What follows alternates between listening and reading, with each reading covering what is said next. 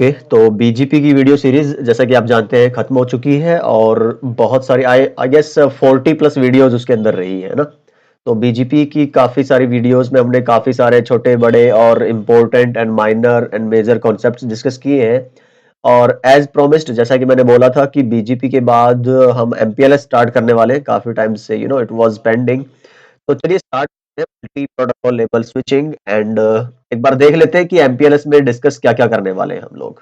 तो ये टॉपिक्स रहने वाले हैं, जो ये कंटेंट है फंडामेंटल से शुरू करेंगे कि क्या है एमपीएलएस और इससे पहले क्या कौन सी प्रोटोकॉल यूज होती थी और उनमें ऐसा क्या था कि फिर हमें एक नई प्रोटोकॉल की जरूरत पड़ी।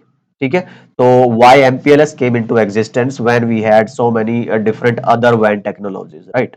तो उसकी बात करेंगे, फिर देखेंगे कि एमपीएलएस का और ओएसआई मॉडल का क्या एक वास्ता है। मतलब थोड़ा सा ये इंटरेस्टिंग सा छोटा सा कॉन्सेप्ट डिबेट रहेगा कि भाई एमपीएलएस को लेयर 2 की प्रोटोकॉल बोलोगे, लेयर 3 की, या फिर कैसे कहां पे एक्चुअली फिट बैठता है एमपीएलएस ओएसआई मॉडल में। क्योंकि कुछ प्रोटोकॉल्स ऐसी मिलेंगी जो लेयर 2 पे है प्योरली, कुछ लेयर 3 पे है, कुछ लेयर 4 पे है, जैसे कुछ आपकी एप्लीकेशन लेयर पे है, आपकी एचटीटीपी एचटीटीपीएस और ये सब है ना। पर एमपीएलएस बड़ा ही अजीब सा है, इसका कॉन्सेप्ट ही बड़ा अलग सा है। तो उसकी बात करेंगे कि कहां पे ये लाई करता है। फिर आया क्यों पिक्चर में मार्केट में एमपीएलएस और क्यों इतना पॉपुलर हो गया रातों रात, है ना। तो उसकी बात करेंगे और ये थोड़े से मिलते जुलते मिलेंगे आपको 8.2 एंड 8.3 वाले, पर थोड़ा वर्डिंग और वो अलग रहेगा इन सब की बात करते हुए। तो ये एप्लीकेशन जो वाई पार्ट है ना कि जरूरत क्या थी, वही प्रॉब्लम सोल्व की है एमपीएलएस ने, और वही फिर तुम्हारा क्या आ गया कि वही उसकी एप्लीकेशंस बन गई। फिर एमपीएलएस काम कैसे कर रहा होगा एक्चुअल में सर्विस प्रोवाइडर नेटवर्क्स के अंदर, किस तरह के नेटवर्क्स की अंदर इसको यूज करने की जरूरत पड़ेगी, वो यहाँ पे बात कर लेंगे। और फिर एक्चुअली उसके लिए पहले तो हम बात करेंगे कि कंपोनेंट्स वगैरह क्या क्या है उसके, है ना, उसके अंदर टर्मिनोलॉजीज क्या क्या हैं और किस तरह के राउटर्स हैं या फिर कौन सी प्रोटोकॉल्स हैं, क्या इसकी मतलब जैसे लेबल है तो लेबल क्या चीज है, और लेबल के लिए रिस्पॉन्सिबल प्रोटोकॉल्स कौन सी है, वो आपके लेबल क्या बोलेंगे प्रोड्यूस कैसे होंगे या फिर जनरेट कैसे होंगे, और फिर राउटर्स टू राउटर्स जो आपका एक लेबल स्विच्ड पाथ है जो एमपीएलएस यूज करता है, जिसको अपना जो डेटा पैकेट है एक जगह से दूसरी जगह पहुंचाने के लिए वो कैसे बनता है, और कैसे लेबल्स डिस्ट्रीब्यूट करवाए जाते हैं with in that MPLS backbone using label distribution protocol, है ना। तो बात कर लेंगे, फिर एमपीएलएस डेटाबेस की बात करेंगे और फिर कई सारी चीजें हैं जैसे यहाँ पे देखोगे, फिर लेबल्स का ज्यादा यहाँ पे गेम रहने वाला, label and label distribution protocol, है ना। तो एलडीपी टीडीपी है उसकी बात करेंगे, एक बड़ा इंटरेस्टिंग सा कॉन्सेप्ट है जो एमपीएलएस की वर्किंग को फास्ट एंड एफिशिएंट बनाता है, पीएचपी। और फिर छोटे से आगे कॉन्सेप्ट्स हैं जो एमपीएलएस के अंदर आपके एडवांस पार्ट बोल सकते हो।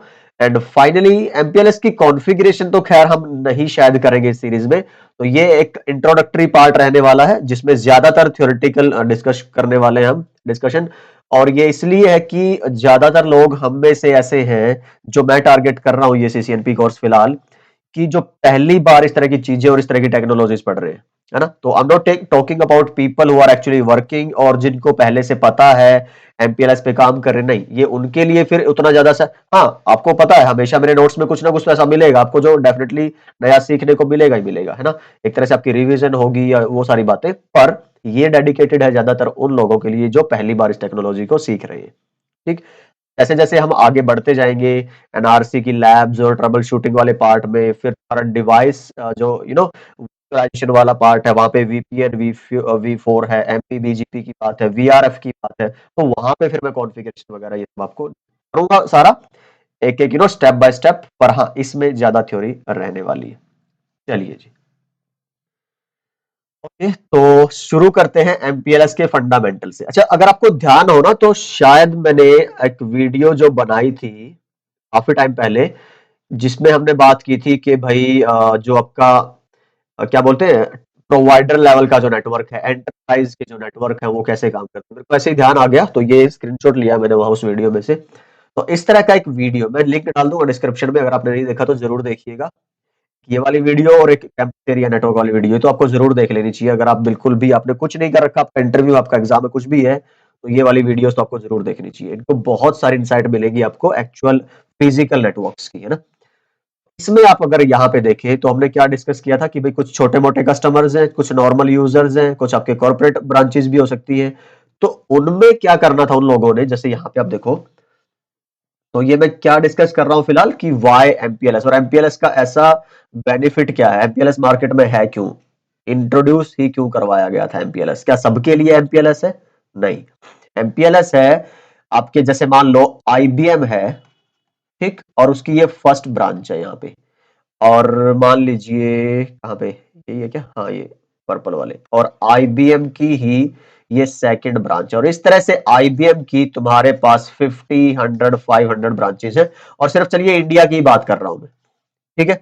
तो ये एक लोकेशन मान लो दिल्ली है, ये बेंगलोर है, ये आपकी चंडीगढ़ है, ये आपकी भोपाल है, ये इंदौर है, मुझे नहीं पता, आपकी हंड्रेड्स ऑफ डिफरेंट साइट्स हो सकती है। एक और बात मान लेता हूं मैं कि यहाँ पे इनका क्या है, हेडक्वार्टर, चलिए हम मान लेते हैं ये इसका क्या है, हेडक्वार्टर। और एक और क्या है इनका, यहाँ पे मान लीजिए डेटा सेंटर है आईबीएम का। आईबीएम वाले चाहते हैं कि यार मेरे जितने भी अलग ब्रांचेस हैं, जो अदर ब्रांचेस हैं, उनको जुड़ना है मेरे डेटा सेंटर से और मेरे हेडक्वार्टर से, तो कैसे जोड़ेंगे? तो आपको जो यहाँ पे कनेक्टिविटी चाहिए, अब ऐसा तो है नहीं कि देखो यार हर किसी को परमिशन होती है गवर्नमेंट की तरफ से कि आप अपनी यहाँ पे गड्ढे खोदो, केबल बिछाओ और ले जाओ। पहली बात तो परमिशन, दूसरी बात आपका इंफ्रा, तीसरी बात आपकी कॉस्टिंग। तो ये बहुत टीडियस टास्क होते हैं, तो इसलिए कुछ डेडिकेटेड कंपनीज हैं जिनको सर्विस प्रोवाइडर्स बोला जाता है, जैसे कि वोडाफोन, आपकी एयरटेल, जियो, इन लोगों को परमिशन और वो सब होती है। ये बड़े प्लेयर है मार्केट के, बहुत पुराने। जब इंटरनेट का जो कंसेप्ट आया था तो इन लोगों से बातचीत हुई थी कि भाई हाँ, will you support this vision, हम ऐसा करने वाले कर रहे हैं, और अगर आपको लगता है इसमें पोटेंशियल है, और इसमें पोटेंशियल है, अगर आप चाहें तो इन्वेस्ट कर सकते हैं, और आप इसका इन्वेस्टमेंट अगर अभी करें तो आने वाले टाइम में आपको बहुत सारा रिटर्न ऑफ इन्वेस्टमेंट एंड वो सब, जो कॉर्पोरेट लेवल की बातें होती है, इनको लगा यार बात में तो दम है ना, तो क्यों ना हम इन्वेस्ट करें। तो इन लोगों ने फिर अंडर सी जो सबमरीन केबल्स हैं, अलग अलग कॉन्टिनेंट्स को, अलग अलग कंट्रीज को, उसी से जो इंटरनेट बनता है एक्चुअली, है ना, तो इन लोगों ने वो सारी की सारी क्या कर रखी है, केबलिंग, आपके सिटी टू सिटी, आपकी countries to countries, continent to continent, इन्होंने क्या कर रखा है, आपकी केबलिंग। अब इनकी जब केबलिंग, इसका मतलब इनके पास अथॉरिटी है डिफरेंट सिटीज, डिफरेंट कंट्रीज को कनेक्ट करवाने की। अब जब इनके पास अथॉरिटी है तो तुम क्यों टेंशन लोगे खामखा अपनी केबल बिछाना और वो सब? तो तुम क्या करते हो कि जो आईबीएम ने क्या किया कि भाई मेरे को यहां जुड़ना है, यहां से, तो मैं सर्विस प्रोवाइडर वालों को बोलूंगा कि भाई बताओ मुझे से कितना पैसा लोगे, और मेरे को यहां से यहां, और यहां से, अब मैं वर्चुअल बना रहा हूं, मुझे नहीं पता कौन सा पाथ लेगा वो, फिलहाल मैं बस उसको एक ऐसे ड्रॉ कर रहा हूं, ये देख लो जी। तो ये कनेक्टिविटी जो चाहिए, इनको बोलते हैं वैन की कनेक्टिविटी। यहां पे मैं कोई इंटरनेट की बात नहीं कर रहा हूं, सिर्फ वैन की बात हो रही है। मतलब आप अपनी एक लोकल एरिया नेटवर्क को अपने दूसरे लोकल एरिया नेटवर्क से, दूसरी ब्रांच से जोड़ना चाहते हैं by using the cables and lines of a service provider network. तो ये आपके एरिया में यहाँ कुछ और हो सकता है, कोई और उधर कोई और हो सकता है, तो एक सर्विस प्रोवाइडर दूसरे से जुड़ा होता है अपने आप, है ना, तो उसकी हमें टेंशन नहीं लेनी। तो आप बस ये सोचिए कि आपकी ब्रांचेस एक दूसरे से कनेक्ट हो जाती है, उस तरह की टेक्नोलॉजीज को बोलते हैं वैन टेक्नोलॉजीज। तो एमपीएलएस से पहले क्या था, आपका एटीएम था, एसिंक्रोनस ट्रांसफर मोड, ठीक है, उसमें सेल्स में 53 बाइट का डेटा जाता था, उसकी करेंगे थोड़ी देर में बात। और फिर तुम्हारा फ्रेम रिले आया जिसमें डीएलसीआईज के फॉर्मेट में डेटा जाने लगा। पर अभी किसकी बात हो रही है, एमपीएलएस की, ठीक। तो एमपीएलएस अब इनसे बेहतर है, तो तीसरे नंबर इनके बाद जो है वो मल्टी प्रोटोकॉल लेबल स्विचिंग है, तो अगली वीडियो में शायद इनकी बात करेंगे। फिलहाल एक आइडिया ये रखना है कि वाई एमपीएलएस, एमपीएलएस की एप्लीकेशन क्या है। इट इज अ वैन technology that connects your multiple branches with each other. अगर आपको लगता है कि आपको अपनी ब्रांचेज एक दूसरे से जोड़नी, जो कि ज्यादातर करते नहीं है, ब्रांचेज को किससे जोड़ते हैं ज्यादातर, आपके डेटा सेंटर से या फिर आपके हेडक्वार्टर से। तो यहां से इंटरनेट का कनेक्शन आया होता है, और इसी के कनेक्शन को फिर बाकी सारी ब्रांचेस शेयर करती है। दूसरा ये भी हो सकता है कि यहाँ पे ही आपकी फायरवॉल वगैरह है और इसी की सिक्योरिटी ये सब यूज करते हैं, या फिर हो सकता है आपका कोई सेंट्रल डेटा, आपका कोई ऐप यहाँ पे पड़ा डेटा सेंटर में और आपको उसको एक्सेस करना है। तो XYZ कोई भी रीजन हो, आपको जुड़ना है एक लोकेशन, एक ब्रांच से दूसरी पे। प्राइवेट डेटा है, आपको कोई इंटरनेट नहीं चाहिए, क्योंकि इंटरनेट का मतलब शेयरिंग और इंटरनेट का मतलब अनसिक्योर, तो आपको वो नहीं करना। आप ये बहुत प्रीमियम पे करना पड़ता है इसके लिए। ये डेडिकेटेड लाइंस जाती है, लीज लाइन जिसको बोलते हैं, और ये केबल जब आईएसपी ने आपको दी है तो सिर्फ आपके लिए, एक कस्टमर को एक केबल, तो उसके लेवल की बातें होती है। तो इसके लिए जो यूज किया जाता है आपका एमपीएलएस। तो आई होप ये वाला कॉन्सेप्ट क्लियर हो गया होगा। अगली वीडियो में हम बात करेंगे फिर शायद जो आपकी प्री एमपीएलएस प्रोटोकॉल्स हैं एंड एमपीएलएस की एप्लीकेशंस के बारे में। मिलते हैं नेक्स्ट वीडियो में।